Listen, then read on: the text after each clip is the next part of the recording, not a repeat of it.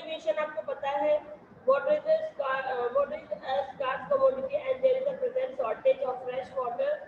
पानी एक सबसे जरूरी चीज है जिसकी कमी जिसमें फ्रेश वाटर की जो है वो कमी है, साफ पानी की कमी भी है। Hence utilization of water resource should be planned carefully to obtain the maximum benefit. ज्यादा से ज्यादा उद्देश्य को प्राप्त करने के लिए हमें पानी को बहुत ही सावधानी पूर्वक यूज करना होगा, क्योंकि इसका उपयोग करना होगा बहुत ही प्लान्ड तरीके से, इसको हमें यूज करना होगा। The distribution of fresh water resources is highly uneven on the surface of the earth.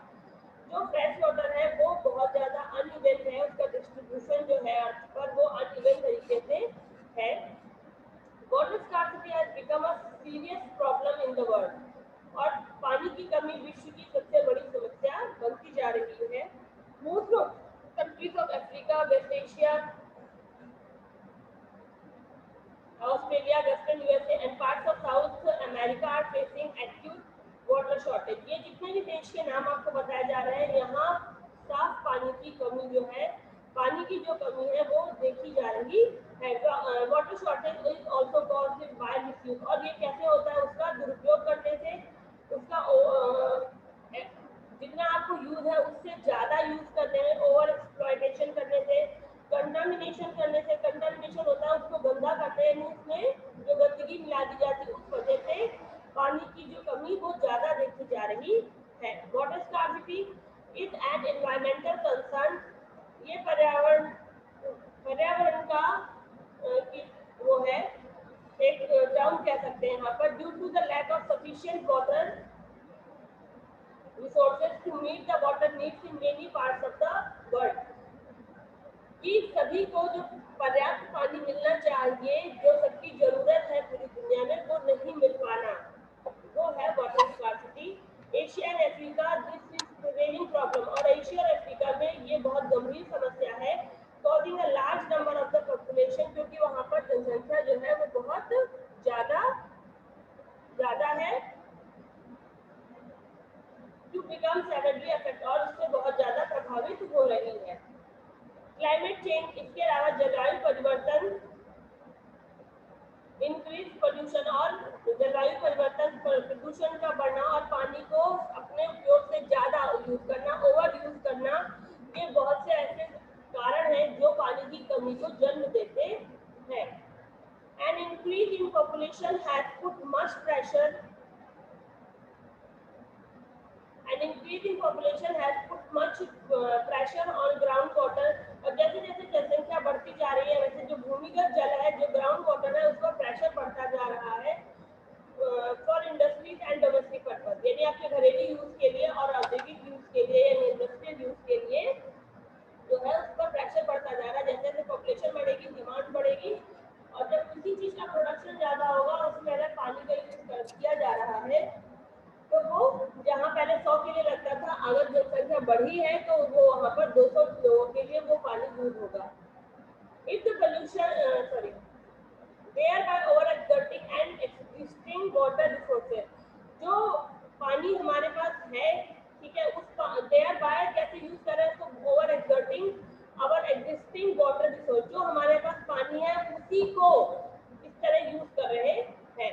If the population of the place is too, अगर किसी जगह की जनसंख्या बहुत ज्यादा है, the use of water exceed the rate at which they receive it, तो उस जगह पर जो पानी यूज किया जा रहा है उसकी जो कीमत है, जो वो लोग रिसीव कर रहे हैं, वो बहुत ज्यादा होगी। In some places housing large population, उस जगह पर घरों की जो आवास की जनसंख्या है वो भी बहुत ज्यादा है। There has been a sudden steep decline in groundwater level।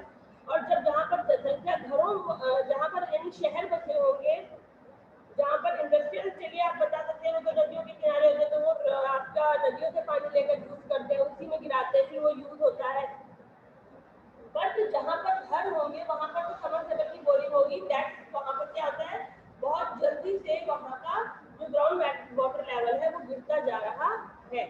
Qualitative decline यानी जो गुणवत्ता है उसमें कमी आ रही है। Fertilizers, industrial chemicals, pesticides and many other harmful substances are directly in indirectly discharge into water. ये सारी चीजें पानी में या तो डायरेक्ट डालते हैं या इनडायरेक्ट वे में डालते हैं, ये बात सबको पता है।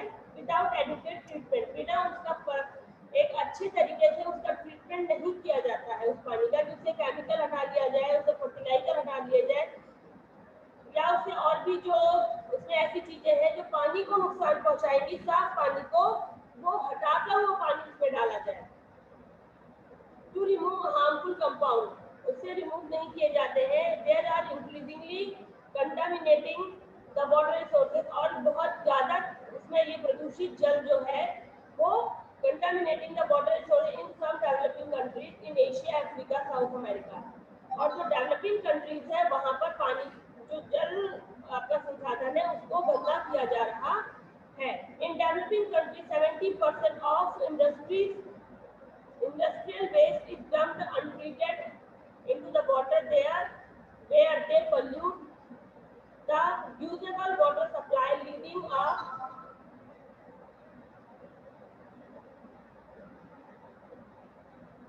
to a decline in the quality of water. जो डेवलपिंग कंट्रीज हैं, एक डेवलप्ड होती हैं, फिर डेवलपिंग होती है, फिर अनडेवलप्ड होती हैं। जो भारत है वो डेवलपिंग में चल रहा है इस वक्त। डेवलप्ड वो होते हैं जो पूरी तरह से डेवलप हो गए हैं, जिनको अब विकास के लिए संघर्ष नहीं करना है, जहां पर प्रति व्यक्ति जो आय होती है, पर पर्सन इनकम होती है पर डे, वो अच्छी है, वो डेवलप्ड में आते हैं। और जहां पर परसेंट इनकम जो है वो डाउन होती है, वो आपके डेवलपिंग में आते हैं। अभी आपकी स्ट्रेंथ बहुत कम थी, दैट्स व्हाई अटेंडेंस 41 हो गई है, आप अपनी अटेंडेंस इनरोल कर दीजिए। 70% ऑफ इंडस्ट्रियल, तो जो भी 70% इंडस्ट्रियल वेस्ट है उसको पानी में बिना साफ किए डंप कर दिया जाता है, और where they pollute the usable water, वहां पर जो यूज करने लायक पानी होता है उसको भी प्रदूषित कर देते हैं। Supply leading to a decline in the quality of water, और इसकी वजह से जो पानी की गुणवत्ता है उसमें कमी आ जाती है। मान लीजिए आप अपने घरों में जो भी आपकी पानी का रेट है, जिसके आरओ लगा चाहिए कोई बात नहीं, बट जो लोग पानी खरीद के यूज कर रहे हैं वो लोग बहुत पानी की कीमत को समझ सकते हैं। अगर आप उस पानी में कुछ गिर जाए तो आप क्या करोगे? बहुत रेयर होता है कि उसको फिर फेंकने की बात होती है। अगर ऐसा कुछ है कि नहीं निकल सकता है तो उसको फिर फेंका जाता है, अगर नहीं वो है तो उसको लोग कहते हैं चलो इसे बॉइल करके फिर से एक बार प्योर कर देते हैं, या बहुत लोग तो फिर उसे हटा देते हैं, चलो हटा दिया, धोखे से गिर गया था। पानी वेस्ट ना जाए, इस चीज को हम यहाँ बहुत अच्छे से नोएडा में समझ सकते हैं, बिकॉज यहाँ पर आप देख रहे हैं पानी की क्या जरूरत है, कि पानी की भी कीमत पे कमी हो रही है। ठीक है, तो ये चीज है, हमें पानी की,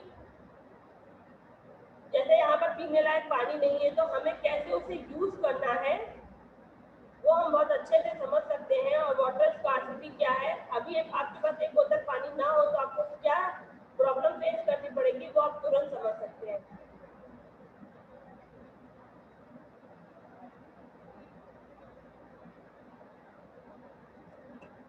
ये जो कैमरे बंद हो जाते हैं ना, अच्छी बात नहीं है।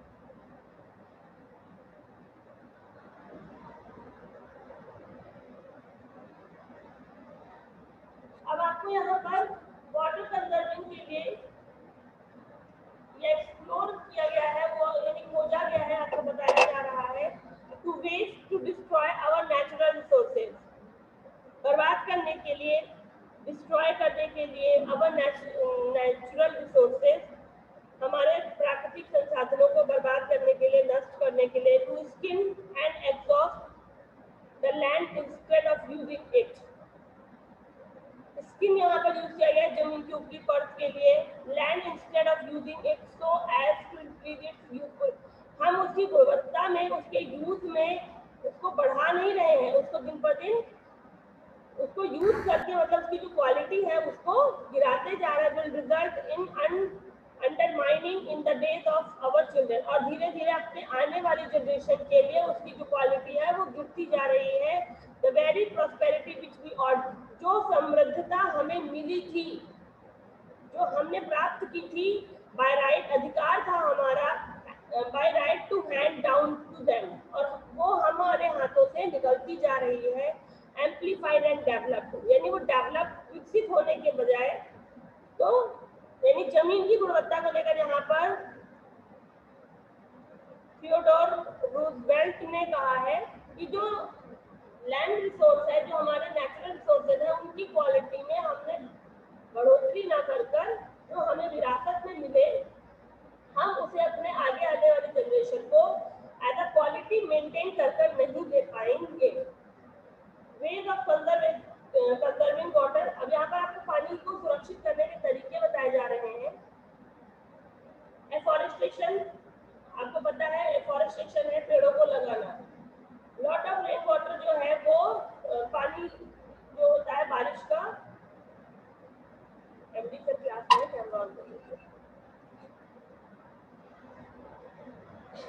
जो a lot of rain water is lost through surface runoff, जो बारिश का पानी होता है, जो मिट्टी की ऊपरी परत होती है, उसको रन ऑफ कर देता है, यानी अपने साथ बहा ले जाता है। Trees need to be planted so that the roots of trees can slow down surface runoff, तो जो पेड़ होते हैं उनको लगाने की ज्यादा जरूरत है, क्योंकि उनकी जो जड़ें होती हैं वो जो रन ऑफ के समय पानी जाता है उसको अपने में धीमा करके अपने में एब्जॉर्ब कर लेती है, और उससे ग्राउंड वाटर लेवल जो है वो बढ़ता है। And improve seepage of water in the soil, और जिससे पानी की जो मिट्टी है उसमें पानी की आप कहते हैं परसेंट जो होता है, नमी होती है, वो बढ़ जाती है, और इससे ग्राउंड वाटर लेवल जो होता है वो भी इम्प्रूव होता है। इरिगेशन, सिंचाई जो की जाती है, इरिगेशन है सिंचाई।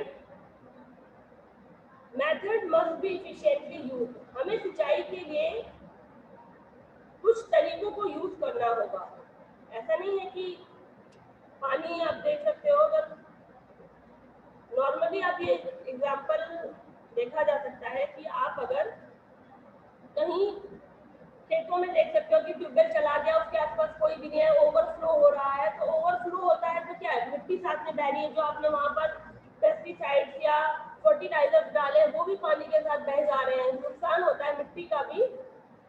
तो आपको उसके लिए कुछ मेथड्स यूज करने होंगे जिससे कि वो ना हो, so that there is no wastage of water। excessive irrigation, इसके लिए आपको excessive irrigation यूज करना होगा, leads to deposition of salt on the surface। canals and the dams need to be repaired to reduce wastage of water in dry regions with a very high rate of evaporation। trickle or drip irrigation method is useful in this method। underground pipes supply water to the roots of plants। sprinklers are effective means of irrigation in this method, and undulating lands are evenly irrigated।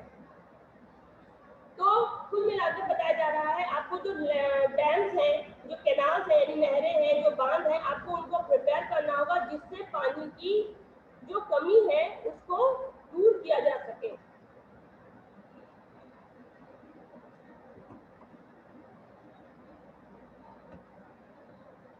और इसके अलावा जो आपके गर्म क्षेत्र है, जैसे कि आपका डेजर्ट एरिया जिसमें लिया जाता है, जहाँ पर टेम्परेचर बहुत ज़्यादा हाई होता है, जहाँ पर एवापोरेशन जो आपकी भाप बनने की प्रोसेस होती है वो बहुत ज़्यादा है, वहाँ पर आपको पानी ट्रिकल या ड्रिप इरिगेशन, जिसको आप कह सकते हो बूंद बूंद कर पानी को पेड़ों तक पहुँचाया जाता है पाइप को लगाकर, और पेड़ जहाँ जहाँ पर होते हैं वहाँ पर ड्रिप इरिगेशन करते हैं। ड्रिप इरिगेशन होता है बूंद, इसको बूंद पद्धति भी कहा जाता है हिंदी में, और पूरा एक जो प्रोसेस होता है वो पेड़ों में पानी मिलता है बट बूंद बूंद करके जाता है, जिससे पानी का वेस्ट नहीं होता है।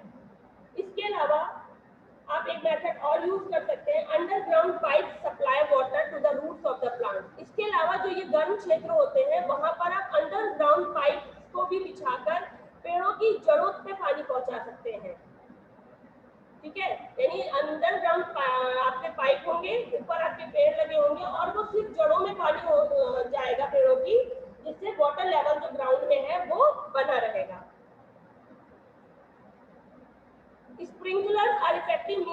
इरिगेशन। इसके अलावा आपने मेरे साथ बहुत से बच्चे अभी हम लोग जब अपनी ये स्कूल हमारे चल रहे थे लोहागढ़ गए थे, तो मैंने आपको रास्ते में बहुत बच्चे थे जो मेरे साथ, मैंने उनको दिखाया था स्प्रिंकल वहाँ पर इरिगेशन हो रहा था, या कहीं आपने आते जाते एटलीस्ट देखा होगा कि जिन लोगों ने कैमरे बंद कर रखे हैं उनके नाम मैं नोट कर लूँ।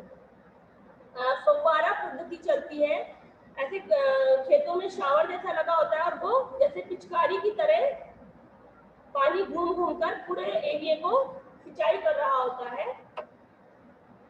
पॉसिबिलिटी तो नहीं है कि यदि आप लोग निकले होंगे, बट मैं आपको दिखा दे रही हूँ। खेतों में कुछ कुछ दूरी पर ऐसे पाइप पीछे होते हैं और उससे पानी जो है ये पूरा राउंड ऑफ होता रहता है, घूमता रहता है, और यस कंचन, और घूम घूम कर पानी पूरे खेत को, कुछ कुछ दूरी पर ये स्प्रिंकलर्स लगे रहते हैं और कुछ कुछ दूरी से जितने वहां पर जितना बड़ा एरिया होता है वो पूरा उसको पानी मिलता रहता है। यस कंचन बताइए। नो मैम गलती से।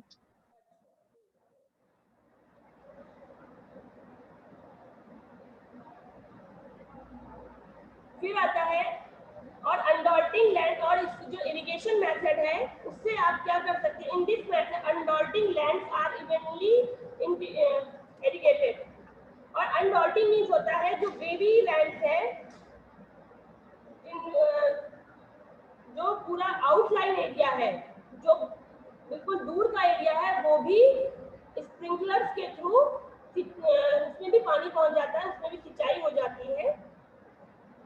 फिर आता है industrial water, water that has been used in industries and factories, जो पानी खेतों में और फैक्ट्रीज इंडस्ट्रीज और फैक्ट्रीज में यूज किया जाता है।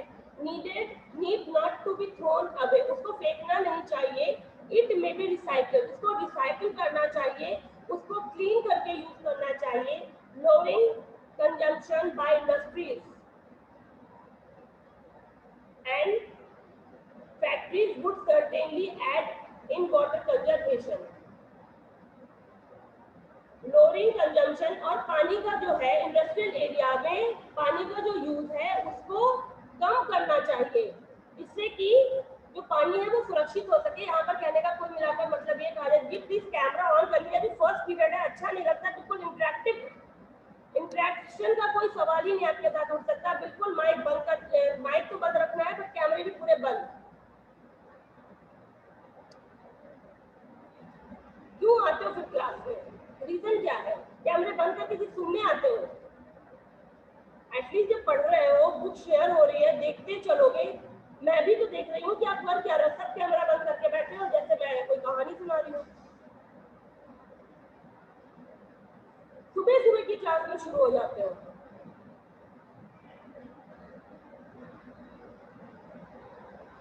तो जो पानी यूज होता है इंडस्ट्रियल में, जैसे कि वहां पर वॉशिंग के लिए यूज किया जाता है, तो वॉश करने के बाद उस पानी को थ्रो आउट कर दिया जाता है। अगर उसको पानी उसमें ज्यादा केमिकल की मात्रा नहीं है तो आप उसको अगेन यूज कर सकते हैं।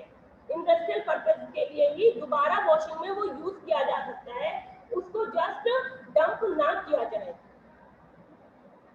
और डंप करने से पहले होता है, आप देख सकते हैं कभी जहाँ पर डंप जाता है ये पानी, वाटर डंप किया जाता है, जो उसके साथ उसमें जो भी सामान चला जाता है या जो भी कुछ गया वो भी साथ में, इसलिए अगर इस बात को थोड़ा सा कंसर्न किया जाए कि पानी में सिर्फ पानी जाए, उसके साथ कोई भी तरह की चीज, जैसे लेदर को वॉश किया जाता है, कई मैं उसमें प्रोसेस में जाकर वो वॉश होता है लेदर, तो जो एक फर्स्ट प्रोसेस में आपने वॉश किया उसी को यूज आप सेकंड प्रोसेस में भी कर सकते हैं, बट ऐसा नहीं किया जाता है।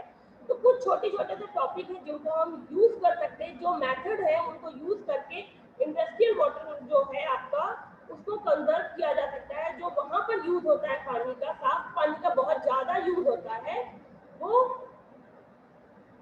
कम हो जाए और आपका जो वाटर कंजर्वेशन है वो बढ़ जाए, उसको एक नया आयाम मिल जाएगा, एक नया बायस मिलेगा। डोमेस्टिक यूज, जैसे हम सब जानते हैं, ये एक बहुत जनरल सी बात